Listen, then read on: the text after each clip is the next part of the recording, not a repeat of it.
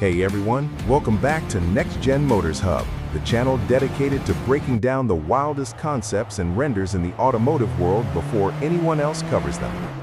Today's topic has die-hard off-road fans absolutely divided across every comment section I've seen: the 2027 Suzuki Jimny Hybrid.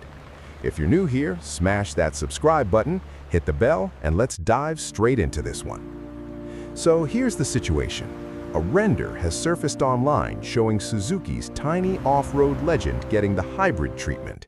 And depending on who you ask, this is either the smartest move Suzuki could possibly make or a complete betrayal of everything that Jimny has stood for since it first launched. Let's break down exactly why this render is causing such a stir. Starting with the exterior, and honestly, not much has changed here, and that's completely intentional on Suzuki's part. The boxy, upright, almost toy-like silhouette that made the Jimny a global cult icon stays completely intact in this render. Suzuki clearly understands that the moment you mess with that shape, you lose the entire identity of the car. What's new instead is a subtle hybrid badge positioned on the front fenders, along with a slightly redesigned front grille featuring a thin blue accent line running across it. And if you've watched our other videos, you'll know that thin blue line has basically become a universal signal across almost every manufacturer's lineup for electrified models. Look closer at the wheel arches, and they've been slightly widened compared to the standard model, hinting at a marginally wider track, most likely to accommodate battery packaging underneath without sacrificing that legendary ground clearance the Jimny built its entire reputation on. The wheels themselves keep that classic five-spoke steel look that off-road purists love, just in a slightly larger diameter this time, which suggests Suzuki wants to maintain that rugged, no-nonsense aesthetic while modernizing everything happening under the hood.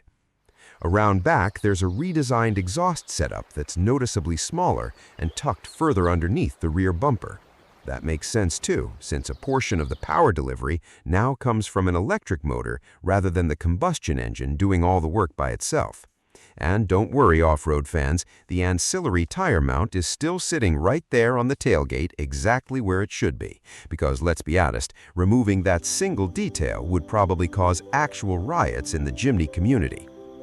Inside is really where things start to get genuinely interesting. There's a redesigned digital instrument cluster that now displays battery charge level right alongside the traditional fuel gauge, giving drivers a clear read on hybrid system status at all times. And right near the gear lever, there's a small additional drive mode selector added specifically for an EV-only crawling mode. Now, if this actually makes it to production, this could be a genuine game changer for serious off-roading. Imagine near-silent, low-speed rock crawling through technical terrain without burning a single drop of fuel, or without alerting every animal within a mile radius while you're out on a trail. That's a legitimately exciting proposition for the off-road community, not just a gimmick. Let's talk performance for a second, because a hybrid badge alone doesn't mean much without the numbers to back it up. If Suzuki does go through with something like this, we'd likely be looking at a small electric motor paired with the existing engine, primarily to boost low-end torque rather than outright top speed, which honestly is exactly what off-road driving demands. Torque at low RPM is everything when you're climbing over rocks or crawling through mud, and an electric motor is uniquely good at delivering instant torque the moment you need it, without any lag. Now, here's where it gets even more relevant to the bigger picture. Emission regulations are tightening across Europe and large parts of Asia, and smaller, boxier vehicles like the Jimny have historically struggled to keep up with these standards purely because of their shape and weight distribution. A hybrid powertrain could genuinely be the difference between Suzuki continuing to sell this legendary vehicle in key markets or having to pull it entirely because it simply can't meet emissions targets anymore. So when you really think about it, this isn't just a random styling exercise. It might be an actual survival strategy for the Jimny nameplate long term.